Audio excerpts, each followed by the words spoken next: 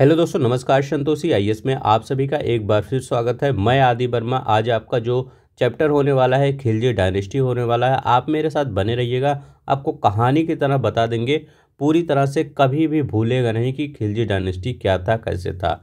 ठीक है, यहाँ पर सिर्फ आपको 3 शासक पढ़ना है। जलालुद्दीन, अलाउद्दीन जो सबसे इम्पोर्टेंट है, और कुतुबुद्दीन मुबारक शाह लास्ट में थोड़ा सा। तीनों को हम एक सीक्वेंस से बताएंगे यहाँ से क्या क्या क्वेश्चन, क्योंकि अभी प्रीवियस ईयर में चाहे पीसीएस 2022 की बात कर लिया जाए या आरओ की बात कर लिया जाए, यहाँ से क्वेश्चन आपके पेपर में बने हैं। आप प्रीवियस ईयर उठा के देख सकते हैं। तो चलते हैं, हम यहाँ पर शुरू करते हैं। पहले हम यहाँ पर आपको दिखा देते हैं जो आपका ये पीडीएफ है। ये पीडीएफ आपका पूरी तरह से खिलजी वंश पर बेस है। यहाँ पर हर एक पीडीएफ देख सकते हैं, अच्छे तरीके से बनाया गया है। इन सभी पीडीएफ में जो भी हर चीज़ें लिखी गई, ये एनसीईआरटी और घटना चक्र, जो भी आपके कंटेंट हैं एनसीईआरटी के और घटना चक्र के, वो यहाँ पर डाल दिए गए हैं। आप इस पीडीएफ को टेलीग्राम का नीचे लिंक दिया गया है, वहाँ से डाउनलोड कर सकते हैं। इसी प्रकार से हमने बहुत सी सब्जेक्ट लाइक आपका मॉडर्न हिस्ट्री करवा दिया है, एंशिएंट हिस्ट्री करवा दिया है, आपका ज्योग्राफी पूरी तरह से कंप्लीट करवा दिया है, और इंडियन वर्ल्ड आपका पॉलिटी कंप्लीट करवा दिया है। जाकर आप देख सकते हैं, सबका प्लेलिस्ट बना है चैनल पर, एक बार विजिट करके ज़रूर जाइए। इस चैनल पर हर चीज़ को अब पूरी कंप्लीट करवाई जाती है, कोई चीज़ बीच में नहीं छोड़ा जाता है, आप देख सकते हैं जाकर। तो चलते हैं, यहाँ पर शुरू करते हैं।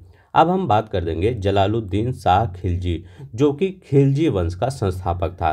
तो पहले तो यही याद रखिएगा, खिलजी वंश का संस्थापक कौन था। खिलजी वंश का संस्थापक कौन था? तो खिलजी वंश का संस्थापक था जलालुद्दीन फिरोज शाह खिलजी। अगर आपको अच्छा लग रहा होगा ये पढ़ाने का मेरा तरीका, आप पढ़िए। अगर आपको अच्छा लगेगा तो प्लीज़ लाइक शेयर सब्सक्राइब कर दीजिएगा। अगर लगेगा हमने कुछ मेहनत किया है तो प्लीज़ शेयर भी कर दीजिएगा। यहाँ पर देखिए, जलालुद्दीन फिरोज शाह खिलजी। अब ये कब से कब था? 1290 से। पहले मैं ये बता देता हूँ कौन कब से कब था, तब आपको ज़्यादा आइडिया मिलेगा। अगर हम जलालुद्दीन फिरोज शाह खिलजी की बात करते हैं तो ये कब था? 1290 से 1296 के बीच में कौन था? ये था जलालुद्दीन फिरोज शाह खिलजी। पहला शासक, 3 ही शासक हुए थे। दूसरा शासक कौन था? अलाउद्दीन खिलजी, जो सबसे इम्पोर्टेंट है। ये कब से कब था? 1296 से ये 1316 तक इसका शासनकाल था। अब तीसरा शासक कौन था? तीसरा शासक था मुबारक शाह, कुतुबुद्दीन मुबारक खिलजी, तो इसको मुबारक खिलजी भी बोला जाता है। ये कब से कब था? तो ये था 1316 से लेकर 1320 तक। तो ये तीनों याद रखिएगा। एक पहला कौन था? ये जलालुद्दीन खिलजी था, 1296 से 1316 तक अलाउद्दीन खिलजी था, और मुबारक शाह 1316 से 1320 तक था। अब आपको आइडिया रहेगा कौन कब से था।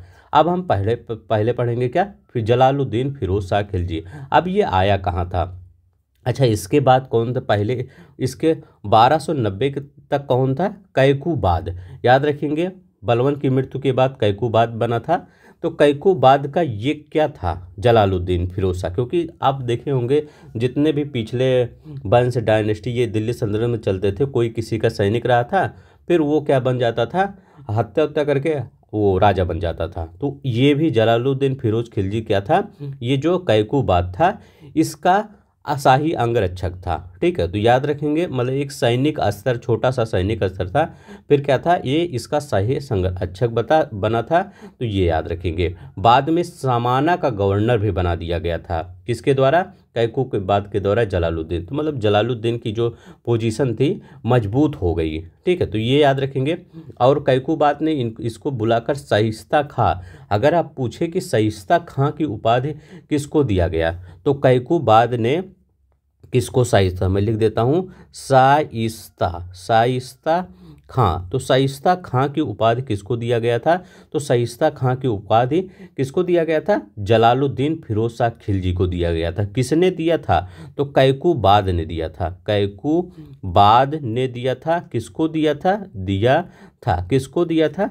दिया था जलालुद्दीन फिरोज शाह खिलजी को दिया था। तो ये याद रखेंगे। अब देखिए, इतना तो हमने इसके बारे में सिर्फ बताया कि हाँ क्या क्या। फिर इसने क्या किया था? अब यहाँ जो लिखा गया है इनको हम देखते हैं। खिलजी क्रांति, मतलब ये खिलजी वंश, कोई खिलजी क्रांति मतलब खिलजी वंश की स्थापना किया था। कब किया था? 13 जून 1290 में कहाँ पर किया था? ये किलो खोरी, याद रखिएगा, किलो खोरी। तो यहाँ पर कैकूबाद की हत्या कर दिया था इसने। फिर किलो खोरी क्या, कूलगढ़ी महल में इसने क्या किया था? अपना राज्य आरोहण किया था। तो ये याद रखिएगा। और इसका एक काम था, भारतीयों को उच्च पदों पर भी इसने नियुक्त किया था, याद रखिएगा। शासन संभालते समय इसकी आयु क्या थी? लगभग 70 वर्ष थी। इसीलिए तो इसका जो दामाद था इसका दामाद कौन था? अलाउद्दीन खिलजी था। इसका दामाद थोड़ा सा फ़ायदा उठाया, क्योंकि ये 70 साल का हो चुका था, कुछ ज़्यादा कर नहीं पाता था। तो इसीलिए इसका दामाद ने इसकी हत्या करके खुद ही शासन बैठ गया। अब देखिए इसके प्रशासन के बारे में थोड़ा सा हम देखते हैं। ये क्या है? इन्होंने प्रशासन में तुर्क और गैर तुर्क भारतीय मुसलमानों को शामिल किया। मतलब ये कह सकते हैं, अगर जलालुद्दीन फिरोज शाह खिलजी की अगर हम बात करें तो ये थोड़ा सा उदार शासक था कंपेयर टू अलाउद्दीन, बलवन, इन सब के कंपेयर में क्या था? ये थोड़ा सा क्या कहते हैं? उदार शासक था। 6 ही वर्ष तक इसका शासन था, लेकिन इसका हिंदू जनता के प्रति क्या था? बहुत ही उदार शासक था। दिल्ली सल्तनत का यह पहला सुल्तान था जो कि हिंदू जनता के प्रति उदारता भाव रखा था। इस प्रकार इन्होंने मुस्लिम शासन को एक विस्तृत आधार दिया। ठीक है, अब चलते हैं इन जलालुद्दीन खिलजी के बारे में थोड़ा सा देखते हैं। तो यहाँ पर देखते हैं जलालुद्दीन फिरोज शाह खिलजी 1290 से 96 के बीच राजधानी इसने क्या बनाया था? किलो खरी। याद रखेंगे इसकी राजधानी क्या थी? किलो खरी। अगर किलो खरी ऑप्शन में ना दे तो अगर ये रखे रहे किलो गढ़ी, अगर किलो गढ़ी भी ऑप्शन में रहे तो इसको लगा देना आप, ठीक है। तो किलो खरी ना रहे या किलो खरी के रहे या किलो गढ़ी, दोनों ही। संस्थापक जलालुद्दीन उदारवासी शासक था, जनता की इच्छा के अनुरूप यह शासन करता था। दक्षिण भारत विजय अपने भतीजा, इसका भतीजा कौन था? ये और दामाद भी था, इसका भतीजा भी था और दामाद भी था। कौन था? अलाउद्दीन खिलजी को भेजा। तो सबसे पहले इसने दक्षिण भारत अभियान पर भेजा। दक्षिण भारत की जीत का अत्यधिक धन किसको मिला? ये अलाउद्दीन खिलजी को मिला। अब देखिए ये जो दक्षिण भारत, ये तो भेज दिया क्योंकि दक्षिण भारत में पैसों की कमी नहीं थी, पैसा वहाँ पर बहुत अधिक मात्रा में थी। लेकिन दक्षिण भारत के शासकों की ये कमी थी, वो आपस में ही लड़ते थे ज़्यादा।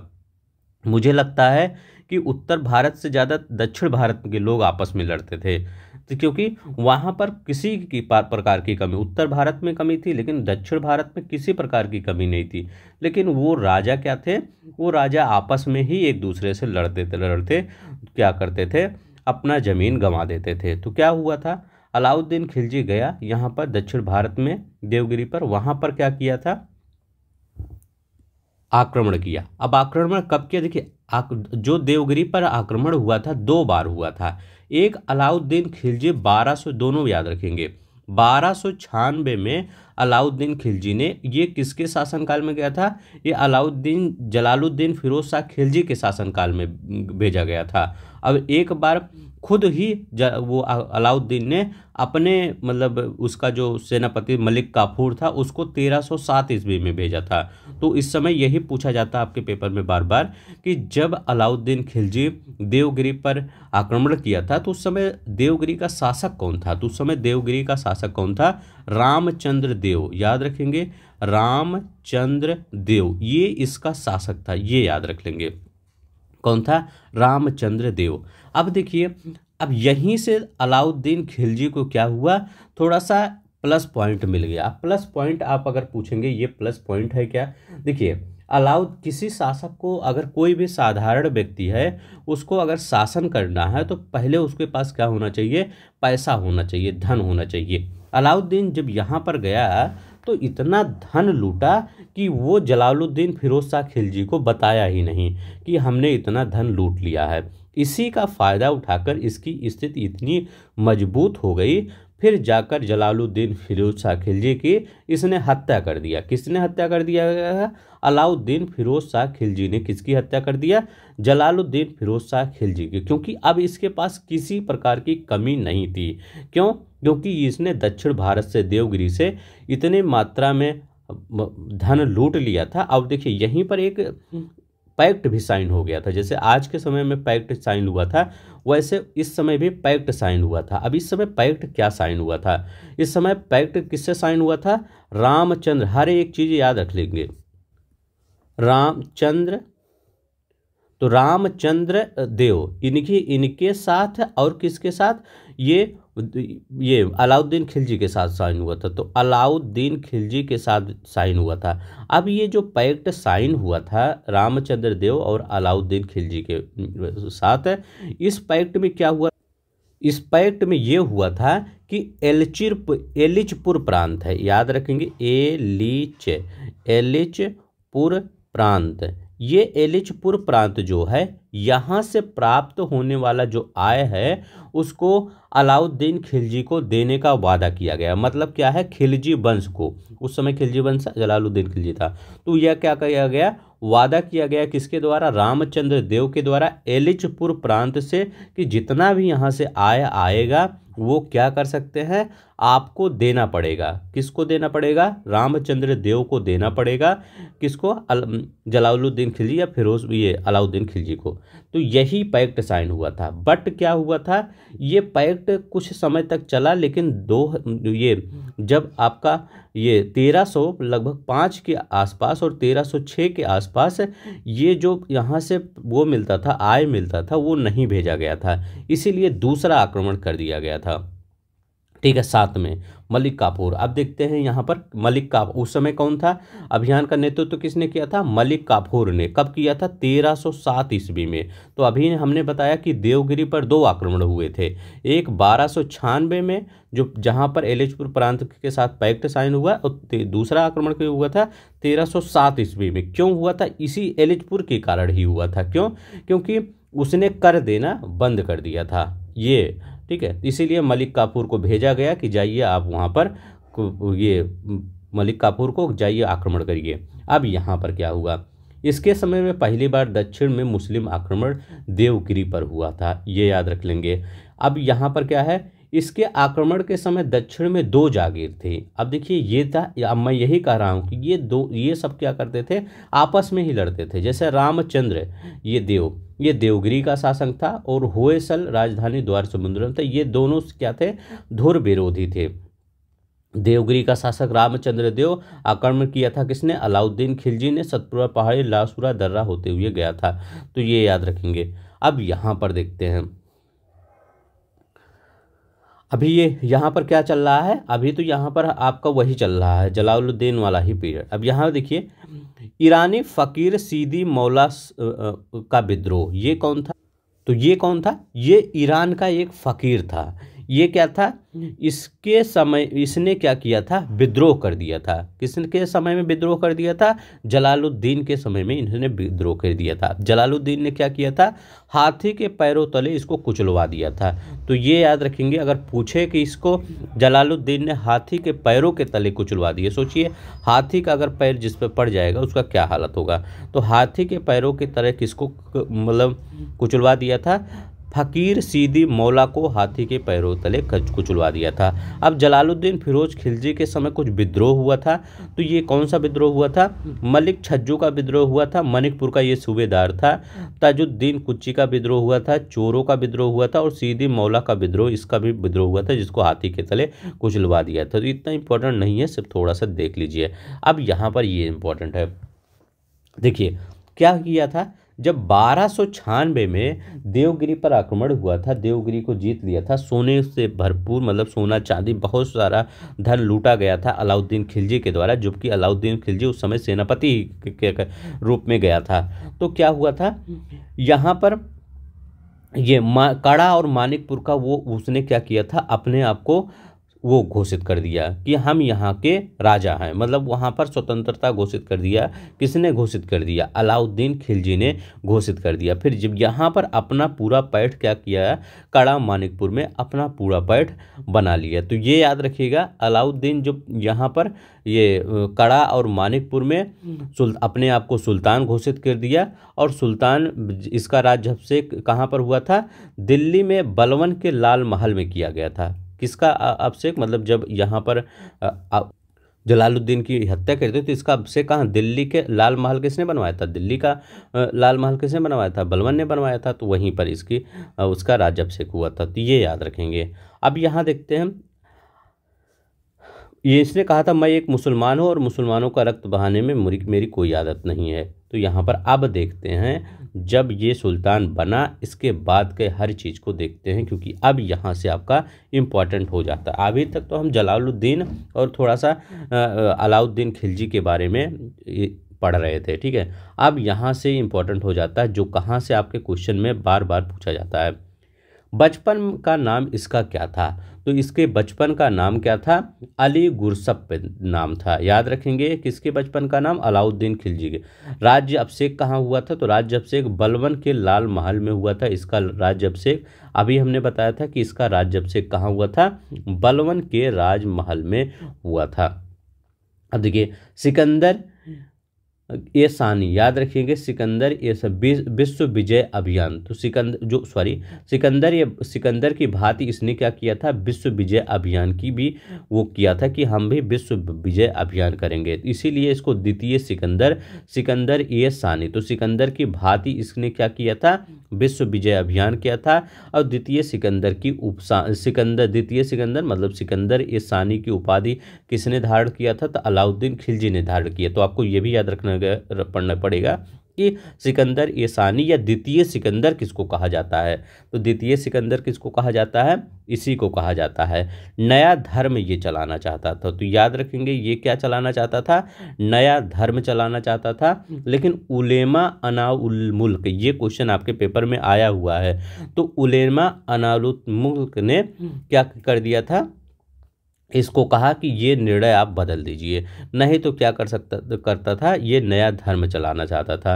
विद्वान मौलाना था, इसके कहने पर इसने निर्णय बदल दिया। इसने अलाई दरवाज़ा, हौज खास, सीरी फोर्ट और जमात खान मस्जिद का भी निर्माण कराया था। तो अलाई दरवाज़ा का निर्माण किसने करवाया था? अलाउद्दीन खिलजी ने। हौज खास, सीरी फोर्ट, जमात खान मस्जिद का निर्माण किसने करवाया था? अलाउद्दीन खिलजी ने। अब यहाँ बात के मूल्य नियंत्रण सबसे इम्पोर्टेंट क्या है अभी इस चैप्टर का, खिलजी वंश का। कहीं भी आपको बाजार दिखे, याद रख लेंगे सिर्फ यही कि अगर आपको कहीं बाजार दिख रहा है तो क्या करेंगे? बाजार दिखने का मतलब है अलाउद्दीन खिलजी, क्योंकि बाजार से रिलेटेड जितना भी काम किया गया था वो अलाउद्दीन खिलजी के द्वारा, क्योंकि बहुत ज़्यादा भ्रष्टाचार व्याप्त था। भ्रष्टाचार मतलब क्या था? कोई कुछ भी कर दे, कैसे भी बेच रहा है, लेकिन इसने बाजार नियंत्रण के बारे में इतना सही काम किया। क्यों किया था?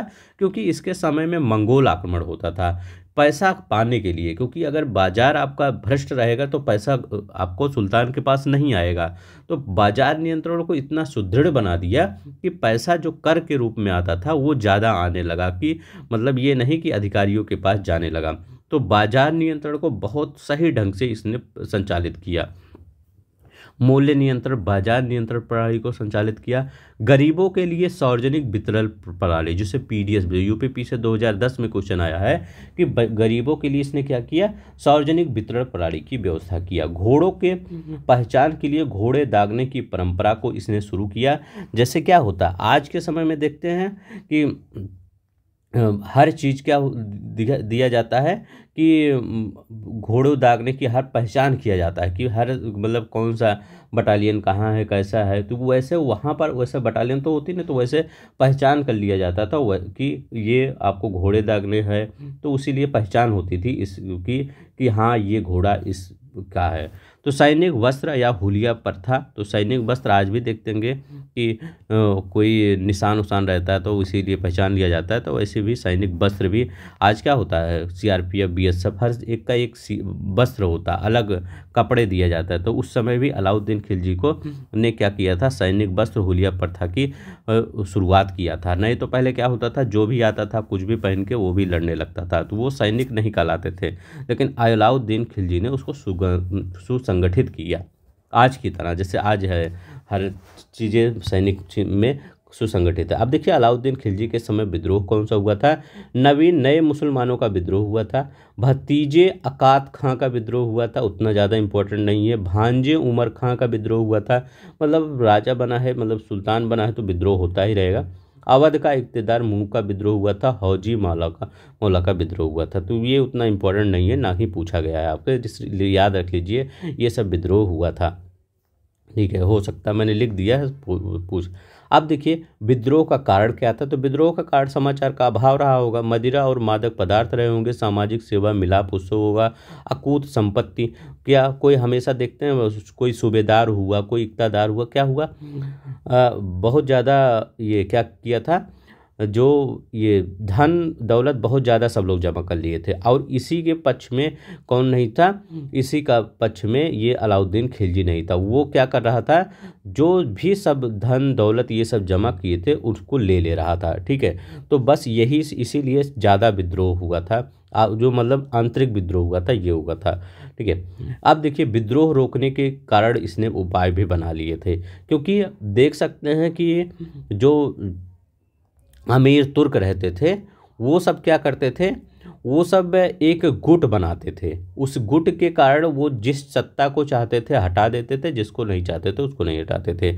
बस इसी को ख़त्म करने के लिए अलाउद्दीन खिलजी ने बहुत से उन्होंने अध्यादेश पारित किया। अब उसमें कौन कौन से अध्यादेश है, पहला अध्यादेश है उसने क्या किया, गुप्तचर की नियुक्ति की। वो ये जानना चाहता था कि हमारे जो शासन है इसके विरुद्ध कौन ये षड्यंत्र कर रहा है, तो जो वो गुप्तचर प्रणाली नियुक्त किया, बहुत ही सुसंगठित प्रणाली नियुक्त किया।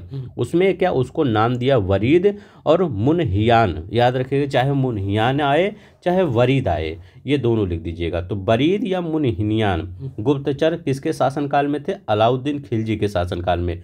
तो जैसे आपको मैं अगर बका दिया जाए आप प्रधानमंत्री बन जाइए, तो प्रधानमंत्री आप क्या करेंगे, आप पहले ये देखेंगे कि मैं प्रधानमंत्री बना हूँ, लेकिन कई लोगों को ये अच्छा नहीं लगेगा कि मैं प्रधानमंत्री कैसे बना, क्यों बन गया। इसीलिए आप ये सोचेंगे किनको अच्छा नहीं लग रहा था, तो अलाउद्दीन खिलजी या आप कहेंगे चलिए हम एक गुप्तचर विभाग की स्थापना कर देते हैं, जो कि वो उन्हीं के बीच में जाकर उनके पता लगाएगा कि यहाँ पर हमारे विरुद्ध साजिश कौन कर रहा है। तो ये कहा आपका गुप्तचर विभाग की। दूसरा क्या हुआ, दिल्ली में मदिरा मादक पदार्थ पर प्रतिबंध लगा दिया। ये तो बहुत ही अच्छा किया उसने। क्या किया था, शराब और नशीले पदार्थों पर प्रतिबंध लगा दिया, कहा अब यहाँ पर नहीं चलेगा। मतलब केजरीवाल सरकार क्या थी, या कोई भी सरकार, आज के पास केजरीवाल ही नहीं, हर सरकार चाहे वो जहाँ की सरकार हो, इसीलिए पैसा कमाती है।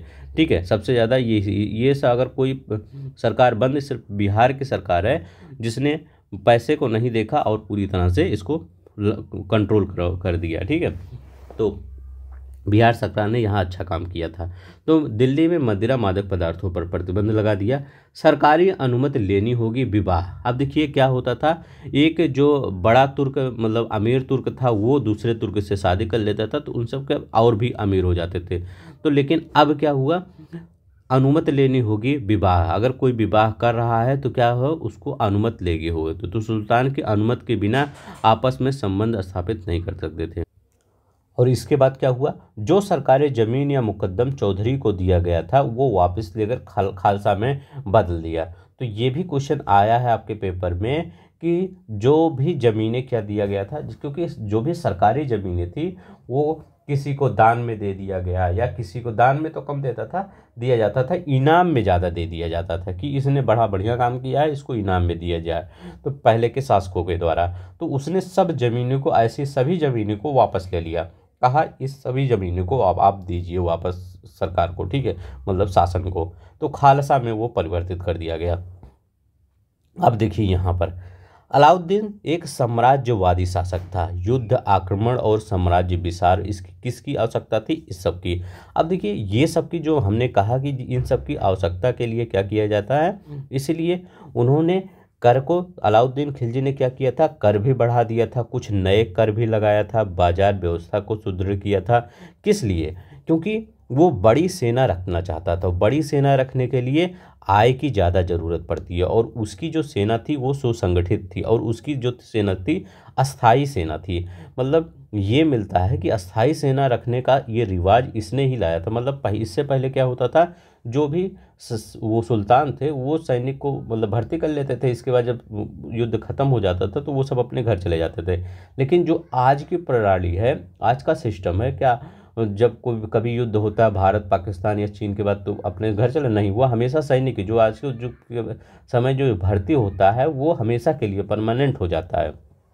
तो ऐसा अलाउद्दीन खिलजी ने भी किया था। तो सैनिक ज़्यादा खर्च, मतलब सैनिक का ज़्यादा खर्च करने के लिए ये सब व्यवस्था, आप सोचेंगे ऐसी व्यवस्था लाने की क्या ज़रूरत थी, क्योंकि ये अपने सैनिक को बहुत ही मजबूत करना चाह रहा था, तो इसीलिए ये सब व्यवस्था को लाया। बिना इस सब व्यवस्था के सैनिक मजबूत कैसे हो जाएगी, जब तक आपको आय नहीं मिलेगी राज्य से तब तक कैसे सैनिक का खर्चा रखेंगे।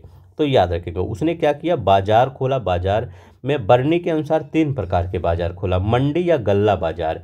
इसका अधिकारी साहना ये मंडी कहलाता था। जो साहना या मंडी होता था, ये मंडी और गल्ला बाजार होता था।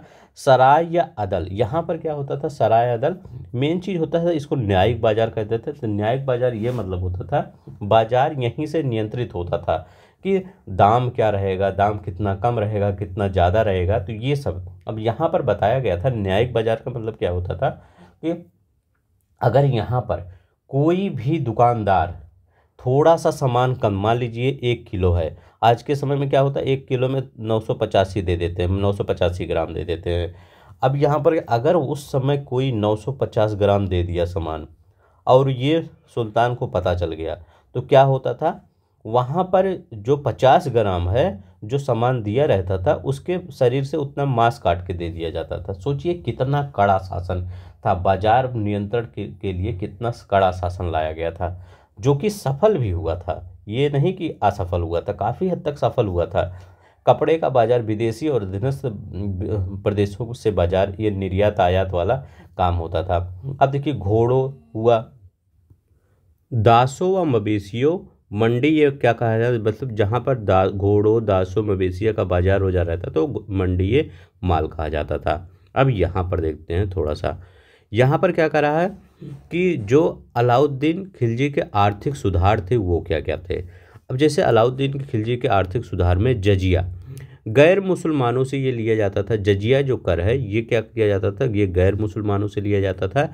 जक़ात क्या होता था, जक़ात मुसलमानों की आय पर लिया जाने वाला कर को जक़ात कहा जाता था, जो कि अलाउद्दीन खिलजी के समय में चलता था। खुम्स क्या होता था, यह सैनिकों से लूट पर कर होता था।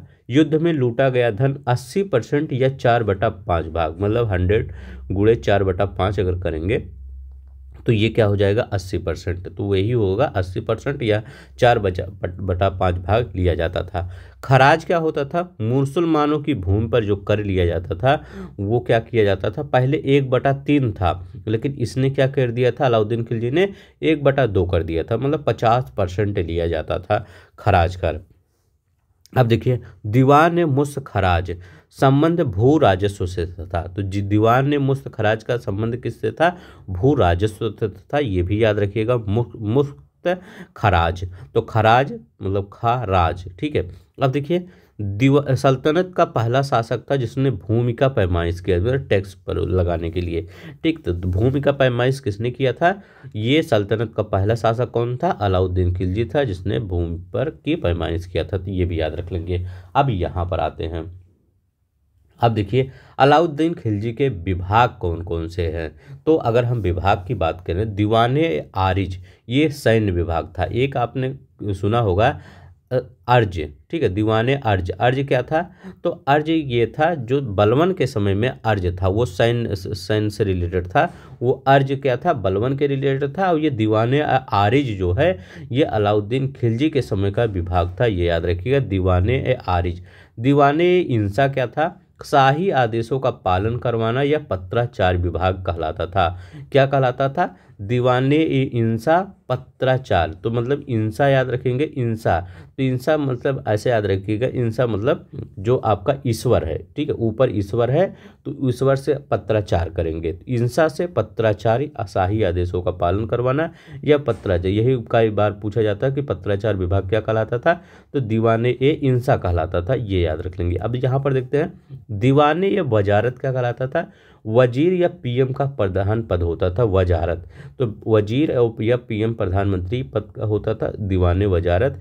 दीवाने रसालत क्या होता था, विदेशी विभाग या धार्मिक प्लस मामले का जो होता था उसे दीवाने रसालत कहा जाता था।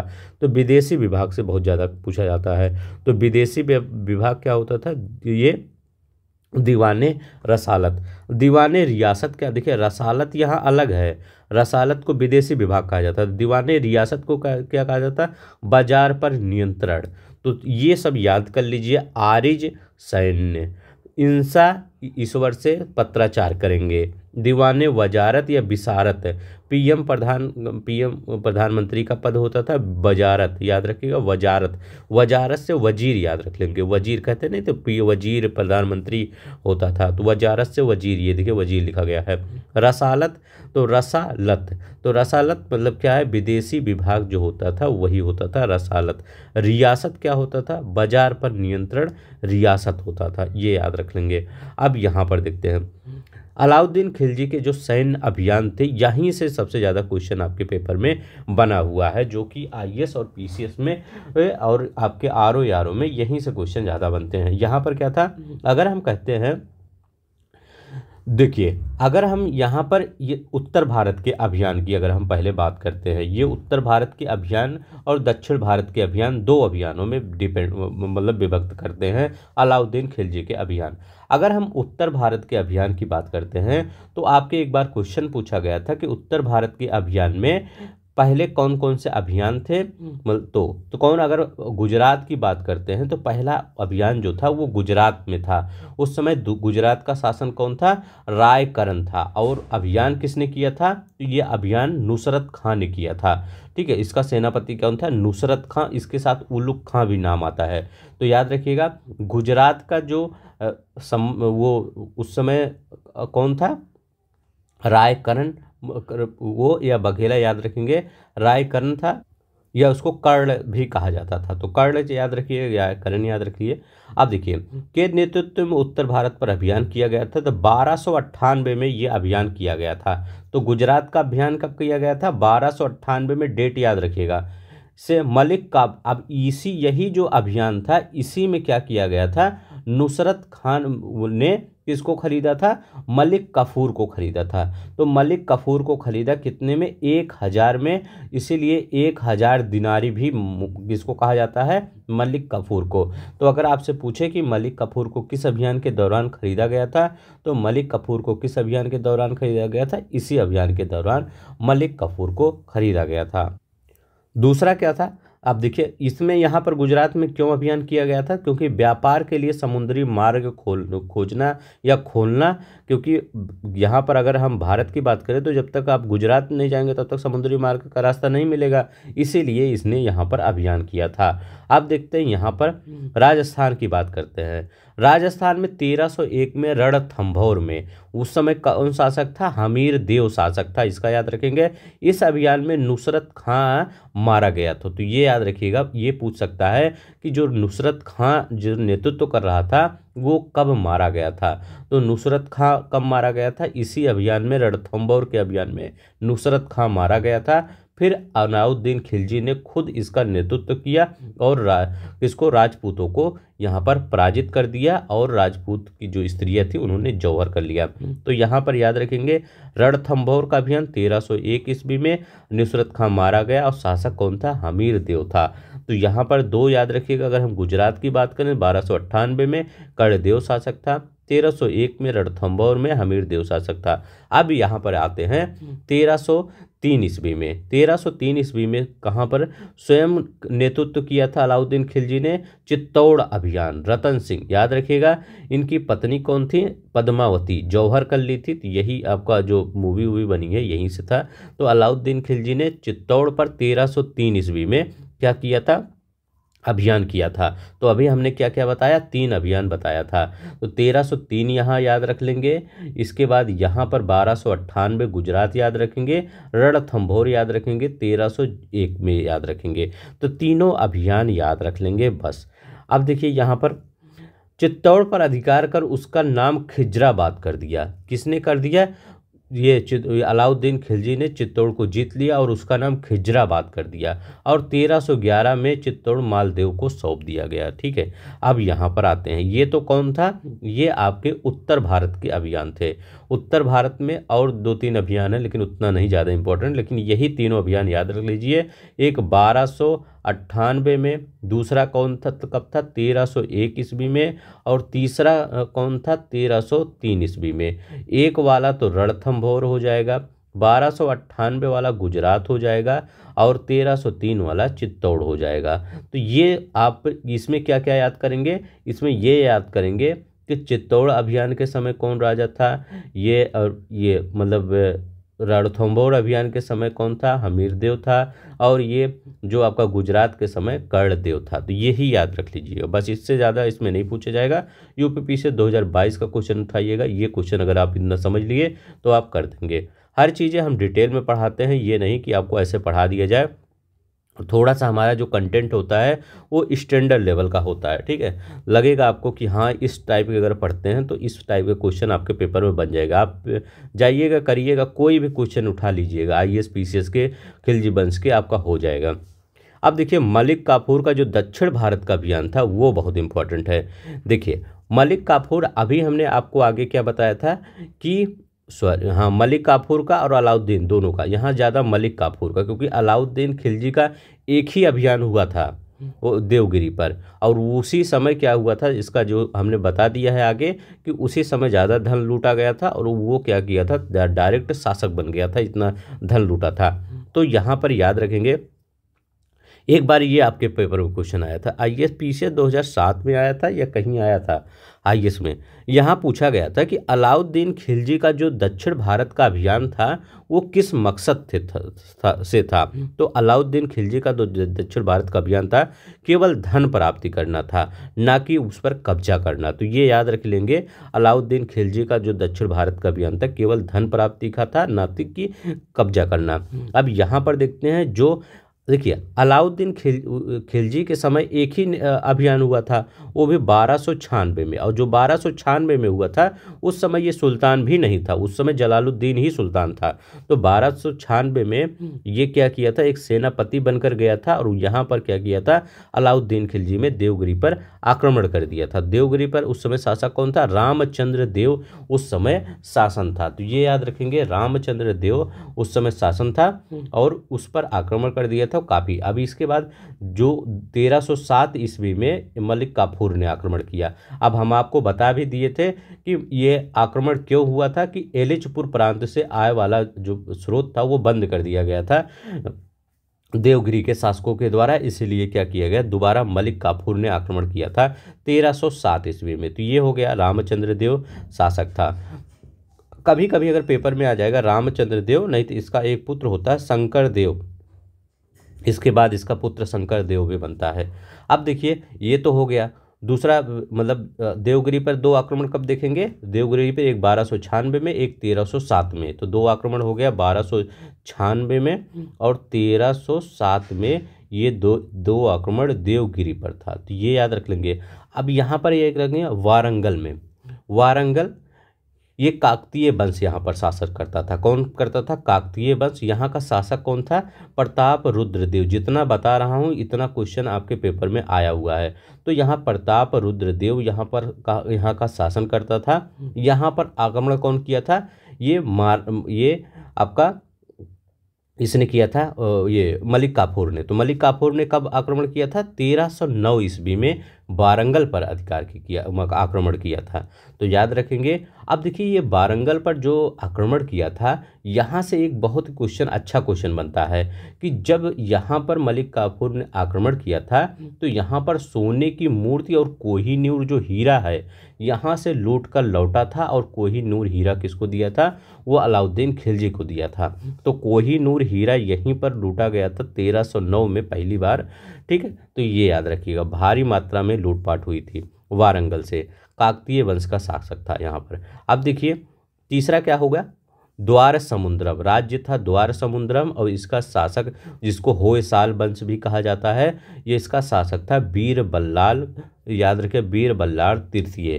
तो यहाँ पर 1310 ईस्वी में इस पर आक्रमण हुआ था। कौन किया था आक्रमण, मलिक काफूर। तो यहाँ भी मलिक काफूर आ जाएगा, 1309 में भी मलिक काफूर यहाँ भी आ जाएगा, और ये होयसाल में भी हाँ मलिक काफूर। और देखिए 1311 ईस्वी में पांड्य पर आक्रमण किया गया था। याद रखेंगे 1311 ईस्वी में पांड्य पर आक्रमण किया गया था, जो वहाँ मतलब पांड्य ये, तो यहाँ पर क्या किया गया था, इसका वीर पांड्य यहाँ का शासक था। शासक कौन था? पांड्य था। मालावार अभियान के तहत वीर पांड्य यहाँ पर शासक था। तो यहाँ पर याद रख लीजिएगा 1309 में मलिक काफूर ने आक्रमण किया था। इसके पहले ही देवगिरी पर 1307 में यहाँ पर आक्रमण किया गया था। 1307 में, एक बार मैं फिर से मिटा देता हूँ ताकि आपको फिर से समझा सकूं। यहाँ पर देखते हैं, यहाँ हम क्या कह रहे थे कि 1307 ईस्वी में क्या हुआ था, 1307 ईस्वी में मलिक काफूर ने आक्रमण किया था देवगिरी पर। फिर वारंगल पर कब आक्रमण किया था, तो वारंगल पर 1309 ईस्वी में आक्रमण किया था। फिर होयसाल पर, जहाँ पर होयसाल जहाँ पर क्या था, काकतीय वंश था। तो याद रखिएगा होयसाल जहाँ पर काकतीय वंश था, नहीं सॉरी, होयसाल जहाँ काकतीय वंश नहीं था, वो प्रताप रुद्र वारंगल में काकतीय वंश था। यहाँ वारंगल में काकतीय वंश था, ठीक है। होयसाल यहाँ पर क्या था, जहाँ बीर बल्लाल था, ठीक है। तो वारंगल में आपका ये, हाँ वहाँ वारंगल में क्या था, तो यहाँ पर वारंगल में आपका प्रताप रुद्रदेव था। तो याद रखेंगे वारंगल में 1309 ईस्वी में आक्रमण हुआ था।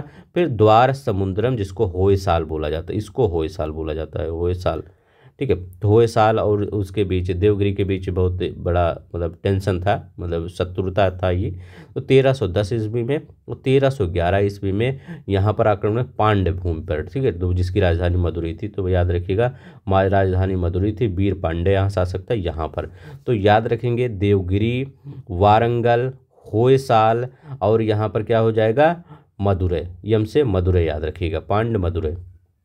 तो यहाँ पर किसने आक्रमण किया था, ये मलिक काफूर ने। कब आक्रमण किया था, 1307 ईस्वी में, और ये 1309 ईस्वी में, फिर होयसाल पर 1310 ईस्वी में, मदुरई पर 1311 ईस्वी में आक्रमण किया था। अब एक आक्रमण और यहाँ लिखा नहीं गया है, एक 1313 ईस्वी में आक्रमण हुआ था। 1313 ईस्वी में आक्रमण कब हुआ था, तो याद रखिएगा देवगिरी पर आक्रमण हुआ था। अब देवगिरी पर जो आक्रमण हुआ था उस समय शासक कौन था, तो उस समय शासक कौन था, इसका रामचंद्र देव का पुत्र शंकर देव ये शासक था। इस समय आपका ये देवगिरी का अधिकांश भाग कहाँ शामिल कर लिया गया था, ये दिल्ली सल्तनत में शामिल कर लिया गया था। ये भी कौन आक्रमण किया था, मलिक काफूर ने शामिल किया था। तो आप ये याद रख लेंगे, जितना भी 1307 से 1313 तक जितना भी आक्रमण हुआ था, वो सभी आक्रमण मलिक काफूर के अभियान का नेतृत्व कौन किया था, मलिक काफूर ही ने ही किया था। अलाउद्दीन खिलजी तो शासक मतलब सुल्तान था ही, लेकिन नेतृत्व कौन किया था, तो नेतृत्व मलिक काफूर ही ने ही किया था। तो ये याद रख लीजिएगा, आई होप आपको समझ में आ गया होगा। अब यहाँ पर देखते हैं अलाउद्दीन खिलजी का अंतिम सैन्य अभ्यास बाजौर अभियान था। तो ये याद रख लेंगे। सर्वाधिक मंगोल आक्रमण अलाउद्दीन खिलजी के समय हुआ था। शुरुआत 1296 से अंतिम आक्रमण 1306 ईस्वी तक। चित्तौड़ पर ये अलाउद्दीन खिलजी चढ़ाई किया था, तो उस समय दिल्ली पर आक्रमण हुआ था मंगोलों का, ठीक है। उस समय कहाँ था वो, वहाँ पर चित्तौड़ में था अलाउद्दीन खिलजी। जफर खां को मंगोलों की सुरक्षा की जिम्मेदारी दिया गया था। मंगोलों से लड़ते लड़ते इसकी मृत्यु हो गई थी। अब देखिए थोड़ा सा और है बस। यहाँ पर क्या है, अलाउद्दीन खिलजी ने अपने सेनापति की तुलना पैगंबर मोहम्मद साहब के खलीफा से किया। निजामुद्दीन औलिया से खलासा जमीन वापस की मांग किया था। किसने किया था, ये निजामुद्दीन औलिया एक धार्मिक व्यक्ति था। इसने क्या किया था कि आप खलासा जमीन वापस कर दीजिए। इसने क्या कहा, किसने कहा था, अलाउद्दीन खिलजी ने कहा था। ईरान के खलीफा से खिल्लत नहीं लिया था। गवर्नर का पद इसने खत्म कर दिया था। अलाउद्दीन खिलजी ने क्या किया था, ये आपके यूपीपीसी 1994 का क्वेश्चन है कि गवर्नर का पद किसने खत्म किया था, गवर्नर का पद किसने खत्म कर दिया था। तो किसने खत्म किया था, अलाउद्दीन खिलजी ने खत्म किया था। अलाउद्दीन खिलजी के कार्यकाल में मंगोल आक्रमणकारी कुतलुग ख्वाजा के नेतृत्व में दिल्ली पर नेतृत्व हुआ था। तो याद रखेंगे अलाउद्दीन खिलजी के कार्यकाल में कुतलुग ख्वाजा के नेतृत्व में जो मंगोल आक्रमणकारी थे, उसी के नेतृत्व में दिल्ली पर आक्रमण हुआ था। उस समय अलाउद्दीन खिलजी चित्तौड़ पर अभियान पर था। क्या था, चित्तौड़ पर अभियान पे था। अब देखिए अलाउद्दीन के मंत्रिपरिषद कौन से, दीवाने वजारत ये वजीर है, दीवाने रिसालत है, याद रखिए विदेश विभाग है, रिसालत अभी हमने बताया, इंसा शाही आदेश का पालन या पत्राचार विभाग याद रख लेंगे।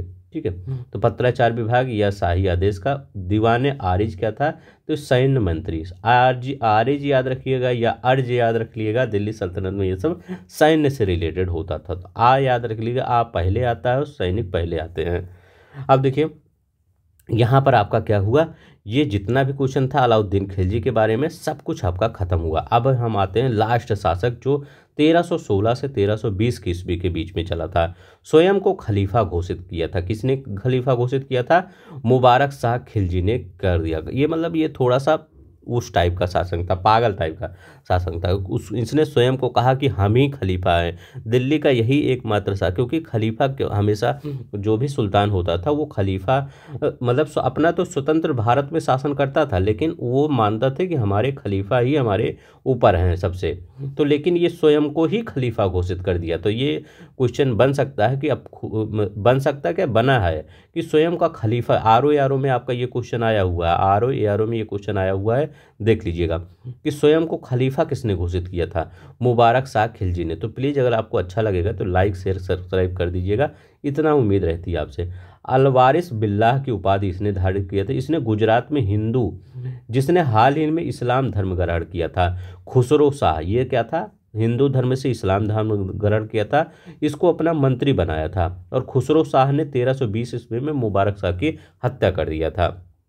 किसने मुबारक शाह की हत्या किया था, 1320 में मुबारक शाह की हत्या किसने किया था, खुसरो ने किया था। खुसरो शाह नाम से शासक बना और उसने पैगंबर के सेनापति की उपाधि धारण किया। उसके शत्रुओं ने उसके विरुद्ध इस्लाम का शत्रु, इस्लाम खतरे में है के नारे लगा दिए। ठीक है, तो भी वो भी हट गया। इसके बाद आपका तुगलक वंश आएगा। तुगलक वंश क्या हुआ, अगले वीडियो में हम देखेंगे। अब देखिए यहाँ पर जितना भी क्वेश्चन हमने था, अगर इस जितना ये PDF है इतना पढ़ लिए आप, तो इससे ज़्यादा आपका कहीं भी कोई भी क्वेश्चन हो आपका जाने वाला नहीं है। हर चीज़ यहाँ पर आपको समझा दिया गया है। तो एक बार ये पढ़कर आप घटना चक्र का जो बुक है उसको ज़रूर करिएगा, काफ़ी कॉन्फिडेंस आएगा आपको। ठीक है, तो चलते हैं, आज के लिए बस इतना ही। प्लीज़ जाते जाते अगर आपको अच्छा लगेगा शेयर सब्सक्राइब लाइक ज़रूर करिएगा। जय हिंद, जय भारत।